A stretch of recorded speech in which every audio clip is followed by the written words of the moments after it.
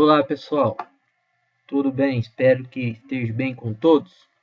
Pessoal, neste encontro vamos falar sobre o Sistema Internacional de Unidades, direcionado para a fertilidade do solo. Mas você vai ver que esse direcionamento para a fertilidade do solo, ele está relacionado também a muitas outras situações cotidianas das engenharias, e inclusive matemática, não é? Então, física, química e matemática, tudo está embutido aqui dentro. Você precisa exercitar esses exercícios de cálculos e transformações, que pode ser um pouco chato. Vamos lá. Bem, então está aqui o nosso plano de aula. Nosso conteúdo é, então, abordar o Sistema Internacional de Unidades. Nosso objetivo é compreender e dominar os cálculos de transformação de unidades, aqui para a fertilidade do solo. E isto é justificado, justifica-se para que, em situações de campo, encontrar soluções para a tomada de decisão no manejo da adubação das culturas. Traduzindo, ou em condições práticas reais, é realizar cálculos de adubação, calagem, gessagem, de stand, ou seja, população de plantas, de irrigação, lâmina d'água, enfim, é engenharia agronômica, né? Então, parte disso daí. Iremos abordar aqui tudo aqui no ambiente virtual do Moodle. Você precisa de computador ou celular, caderno e caneta para anotar tudo. Você precisa anotar tudo aí em seu caderno. Faça de conta que é o presencial, não é? Você precisa. Para cursos superiores, eu vou cobrar, fazer um visto depois. E ainda você precisa, vou colocar aqui, de calculadora. Calculadora científica. Então você precisa manipular, saber manipular essa calculadora. Eu creio que já sabe já. Vocês serão avaliados por questionários automáticos lá no Moodle. E a principal referência é essa daqui, Fertilidade do Solo, da Sociedade Brasileira de Ciências do Solo. Novaes e colaboradores, de 1017 páginas. Tem até ele aí em PDF rolando por aí. Distribuo depois aí no WhatsApp. Bem, então o Sistema Internacional de Unidades está relacionado às matérias de engenharia, como eu já disse, né? E ele entra para nós dentro da análise, dentro da amostragem, da análise e interpretação de laudos de análise de solo. Beleza? Então você precisa disso, está no Sistema Internacional de Unidades, além de você ter que utilizar o Sistema Internacional de Unidades, no que se refere a unidades, para publicar artigos científicos da área. Bom, um pequeno histórico, né? O Sistema Internacional de Unidades, ele ocorreu evoluções ao longo do tempo, né? Tá aí, ó, 1960 aprovado lá em Paris, em um congresso internacional lá. No Brasil, reconhecido aí na década de 80, e em 1993, o primeiro Congresso Brasileiro de Ciências, o 24º Congresso Brasileiro de Ciências do Solo, foi aonde então implementou-se, consagrou-se, carimbou-se o Sistema Internacional de Unidades para serviço das ciências do solo. Bem, o Sistema Internacional de Unidades tem como unidades básicas grandezas de comprimento, massa, tempo, quantidade de matéria. Essas, respectivamente, são metro, quilograma ou toneladas, né? Isso de forma geral, né? Tempo em segundo e matéria em mol, quantidade de matérias, né? Lembra lá da química, em mol, número de Avogadro, enfim. Algumas as unidades agora mais específicas dentro dessas grandezas, nós temos aí volume, por exemplo, né? O volume ele pode ser expresso em litros, como você já sabe, e em metros cúbicos e seus múltiplos, tudo em seus múltiplos. Então você pode perceber, ó, que 1 litro é igual a 1 decímetro cúbico, que é igual a 10 elevado a menos 3 metros cúbicos, que é igual a 100 centímetros cúbicos. Bem, pessoal, é aqui que mora a grande dificuldade da moçada, né? E isso daqui exige treinamento, disciplina ao treinar. Então perceba que se eu falar em 100 centímetros cúbicos, é a mesma coisa eu falar aqui em 1 litro. Então você tem que ficar ligado, antenado nisso. Quando você vê uma unidade qualquer, seja em metros, em siemens, ou gramas, ou mols, e seus múltiplos, lembre-se dos seus múltiplos. Quais os fatores que podem ser multiplicados para chegar em seus múltiplos, não é? Bem, então nós temos aqui um exemplo de litro, né? Aqui embaixo, nessa tabelinha, nós temos também um litro, né? Que tudo é litro. E aqui você nunca pode esquecer que isso existe. Você não precisa decorar, nem deve, mas jamais esqueça que isso aqui existe.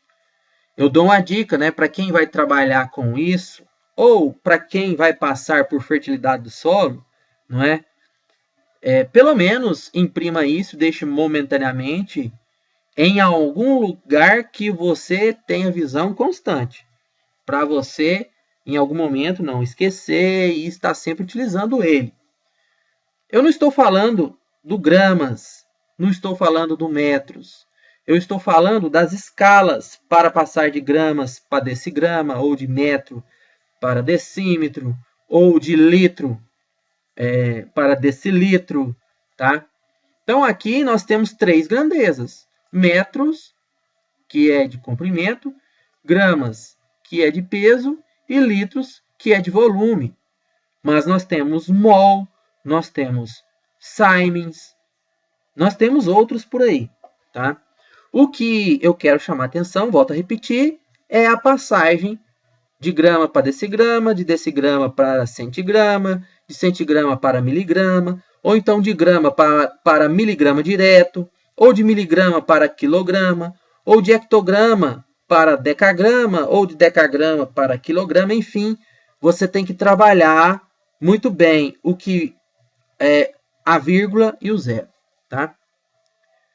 Para isso, eu não vou explicar aqui, porque alonga-se demais. Então, eu deixei esses 4 links de uma excelente aula no YouTube que eu separei e coloquei aqui. Ela é direcionada especificamente para transformação de unidades, tá? Muito bom. Assistam em sequência, número 1, 2, 3 e 4. Tá certo? Lá você vai ver em alguns desses vídeos as diferenças, as conversões, por exemplo, de metro para decímetro, ou de metro quadrado para decímetro quadrado, ou de metro cúbico para decímetro cúbico. É diferente, tá? Mas é simples. É apenas colocar um zero a mais em cada uma dessas potências elevada ao quadrado. Então, vou citar bem rápido aqui, mas você vê o vídeo. De metro para decímetro, basta você multiplicar por 10, né? Passou para decímetro. De metro quadrado, não está aqui, mas imagine. De metro quadrado para decímetro quadrado, você tem que multiplicar por 100. É um zero a mais, comparado ao metro. E você já entendeu que de metro cúbico para decímetro cúbico, você tem que multiplicar por 1000, né? De metro cúbico para centímetro cúbico, você tem que multiplicar por 1 milhão, que é 1000 vezes 1000. E assim, pessoal, sucessivamente. Para a direita é multiplicar. Para a esquerda é dividir. Tá? Isso é o que você vê aí no link dos vídeos aí. Então eu dei uma palhinha, tá? Então, ótimo. Exercitem isso. Muito, mas muito importante.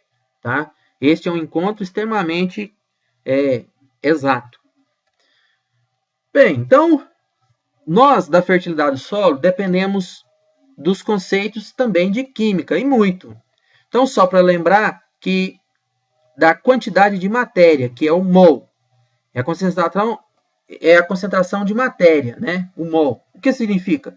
Qualquer quantidade de substância que contenha 10 vezes, 6,002 vezes 10 elevado a 23 mol. Tá? Esse é o número de Avogadro. 6,002 vezes 10 elevado a 23. Isso é um mol. Pode ser um mol de átomos, um mol de moléculas, um mol de íons, um mol de prótons, um mol de cátions, um mol de ânions, enfim. Tá? Então, o mol ele é direcionado para matéria extremamente diminuta, pequena.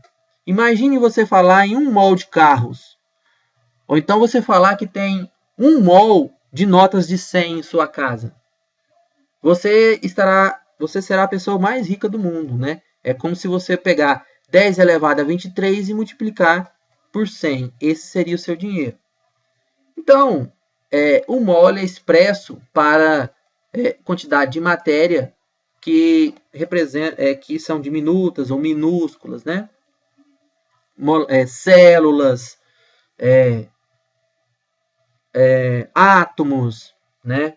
Então, são coisas, bactérias, né? Então, são coisas que representadas em escala, assim, com proporções muito grandes. Massa de uma porção de uma substância que representa um mol é a seguinte, é a massa molar. O que é a massa molar?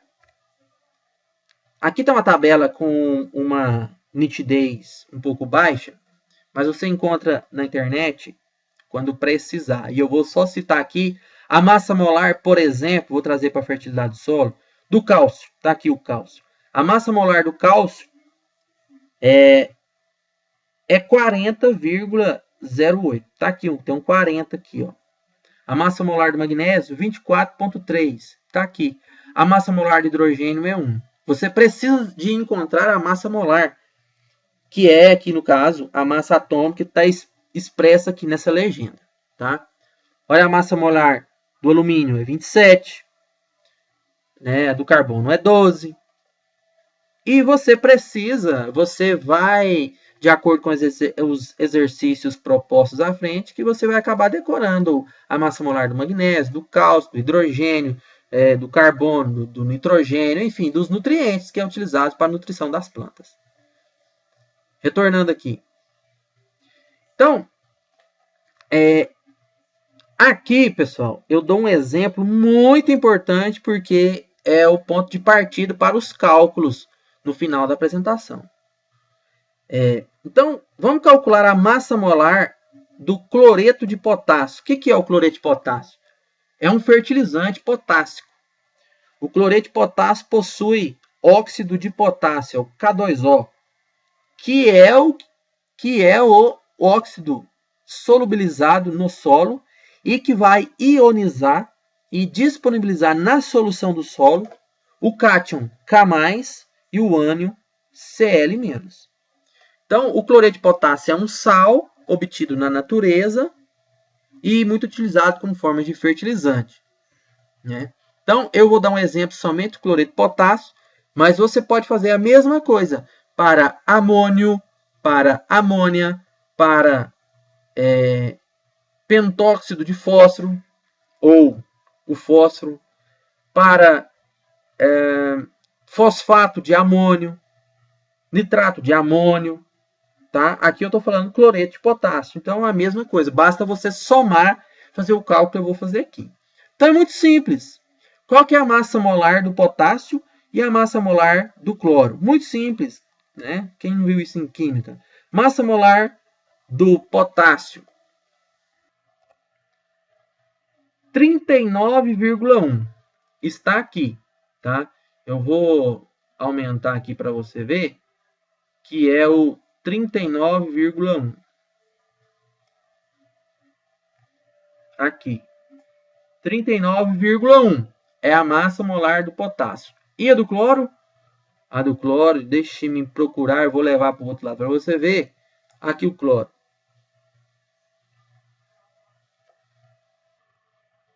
Tá aí, 35,45.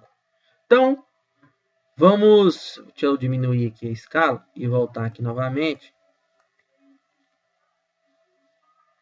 Vamos voltar aqui para a situação, fazer o cálculo do exemplo.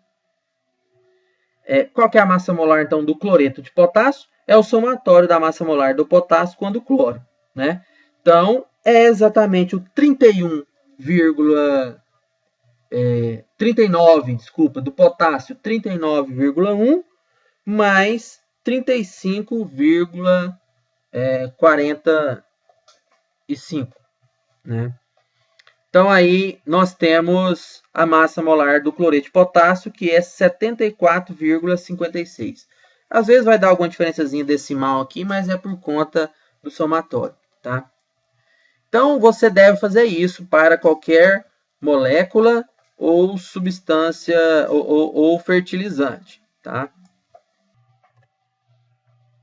Bem, seguindo. Eu quero chamar a atenção que antes de estabelecer o Sistema Internacional de Unidades, adotava-se outras unidades dentro da fertilidade do solo. E aí, depois do Sistema Internacional de Unidades, nós temos unidades mais atualizadas ou contextualizadas com o que é utilizado no momento. Então, nós chamamos de unidades novas. Antigamente, nós tínhamos esse MEC por 100 centímetros 100 centímetros cúbicos. Na verdade, 100 centímetros cúbicos é 1 litro, né? Que é um decímetro cúbico, não é? Mostrei um slide aqui para você. E o MEC é abreviação aí de mol, né? Então, mas isso não se tem utilizado, né? Molaridade, normalidade, muito mais específico aí na química, peso atômico, peso molecular também, muito utilizado na química. Para nós, então, vigora essas unidades aqui, né, de gramas por quilograma, miligrama por quilograma, miligrama por litro, né, massa atômica, massa molar, tá?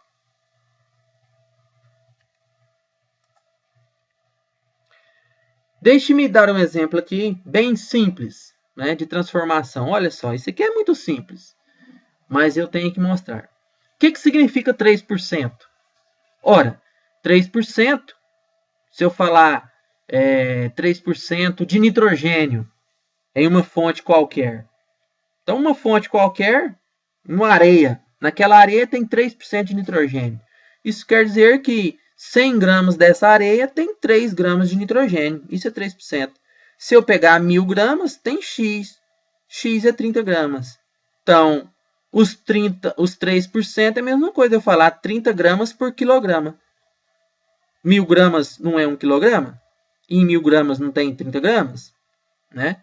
Então, é brincar com esses valores, né? Então, 3% de nitrogênio é a mesma coisa que eu falar que temos 30 gramas de nitrogênio por quilo de areia, né? Que é o exemplo que eu te dei aqui.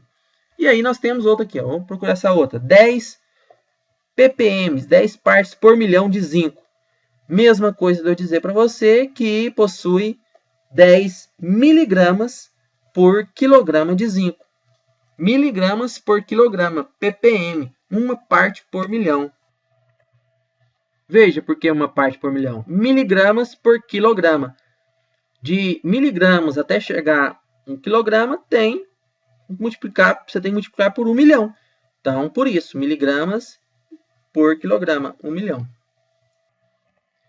Então, ótimo. Aqui é o mesmo exemplo, você pode refletir sobre ele.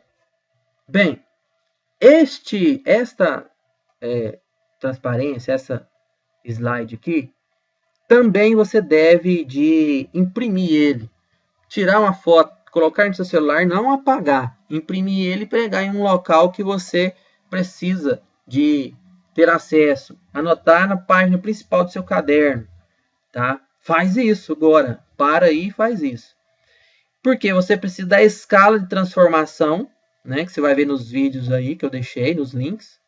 E vocês têm essas quatro equaçõezinhas, mas aqui está até o número errado, né? Pronto. Mas esse outro cálculo que eu chamei atenção. Então, você precisa de entender muito bem e manipular muito bem essas equações. Bom, volto a repetir. O entendimento dessas equações